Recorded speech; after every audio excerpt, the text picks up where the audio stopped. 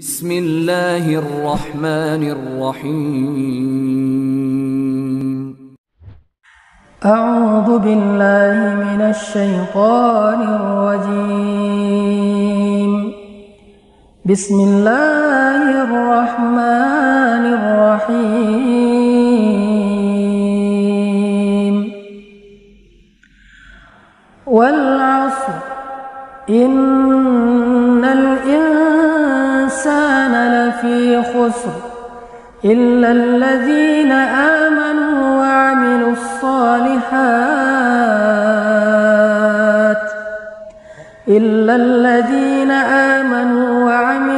الصالحات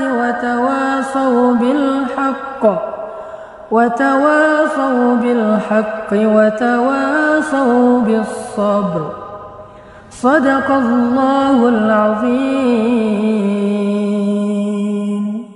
Surat Al-Asr ini adalah salah satu surat yang paling istimewa di dalam Al-Quran. Saking istimewanya surat Al-Asr ini, Nabi SAW mencontohkan sebuah sunnah kepada kita.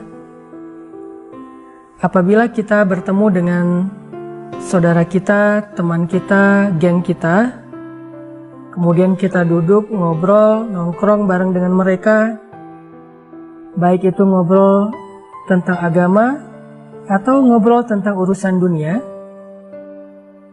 Lalu setelah kita selesai dalam tongkrongan itu, kita ingin bubar, maka Nabi mencontohkan sebuah sunnah agar kita menutup tongkrongan kita, menutup majelis kita dengan membaca surat Al-Asr. Kenapa?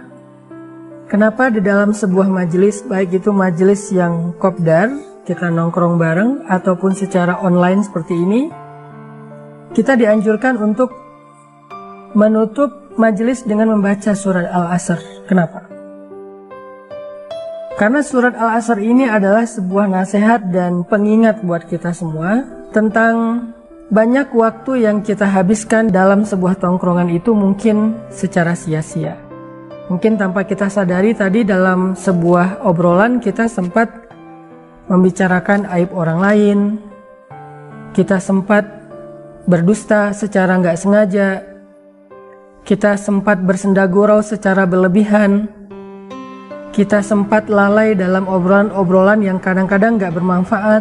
Maka membaca surat Al-Asr menjadi pengingat buat kita untuk meralat semua yang tadi kita ucapkan dengan istighfar. Makanya surat Al-Asr ini menjadi surat pengingat, surat yang menjadi nasihat sangat berharga untuk kita dalam mengisi hari-hari kita, waktu kita, hidup dan usia kita. Allah Subhanahu wa Ta'ala bersumpah, dan tidaklah Allah bersumpah kecuali tentang sesuatu yang besar. Ketika Allah bersumpah di dalam Al-Quran, berarti Allah lagi mau ngomongin sesuatu yang penting. Jadi Allah tuh kalau lagi pengen ngomongin sesuatu yang penting, diawali dengan sumpah. Kalau kita mungkin menegaskan satu obrolan yang penting dengan sumpah.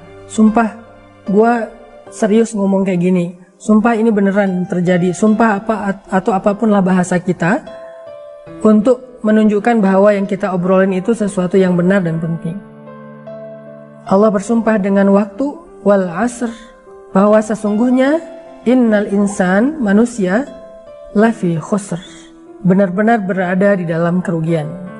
Banyak orang yang kata Allah di dalam ayat ini seolah-olah menghabiskan hidupnya dengan hal-hal yang sia-sia, menghabiskan pemikirannya untuk hal-hal yang sia-sia, menghabiskan tenaganya untuk hal yang sia-sia, menghabiskan perasaannya terkuras untuk hal yang sia-sia.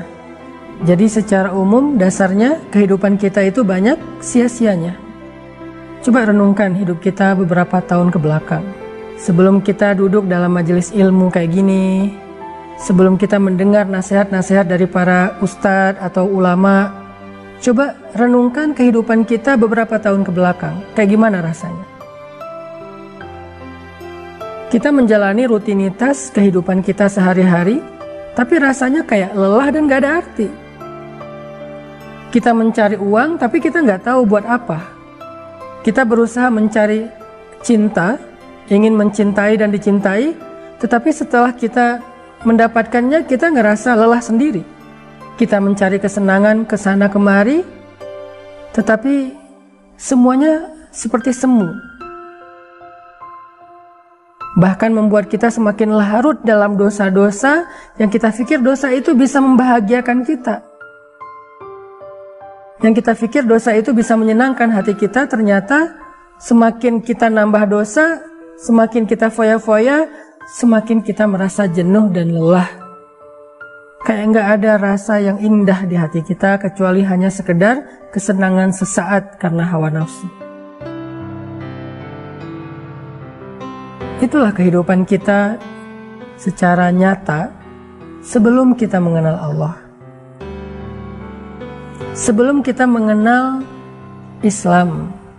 Apalagi jika seseorang udahlah dia nggak punya dunia, secara harta dia orang miskin, secara keluarga dia sebatang kara, secara fisik dia juga bukan orang yang sempurna amat, jauh pula dia dari Allah, maka menjadi lengkaplah perasaan jenuh, lelah dan gak berarti dalam kehidupan dia. Itulah yang dimaksud dengan firman Allah, innal insan lafi khusr. Manusia itu rugi banget. Hanya menjadi manusia saja rugi. Kenapa? Karena manusia itu dasarnya hawa nafsu. Manusia itu suka mengeluh, manusia itu nggak ada cukupnya, manusia itu bodoh, manusia itu lemah, manusia itu nggak punya pegangan, manusia itu nggak tahu apa-apa. Sehingga kalau dia hidup hanya mengandalkan dirinya sebagai manusia, hidupnya rugi.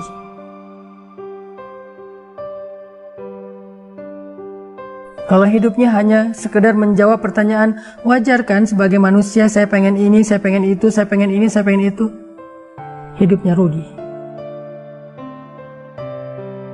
Semakin lama dia menyadari kerugian itu, menyadari kesalahan itu, semakin banyak yang hilang dari kehidupannya. Semakin banyak kebaikan-kebaikan yang hilang dari hidupnya. Makanya Nabi bilang, man aslaha ma bainahu wa bainallah, aslahallah ma bainahu wa bainan nas. Siapa yang memperbaiki hubungannya dengan Allah, maka Allah akan memperbaiki hubungan dia dengan manusia.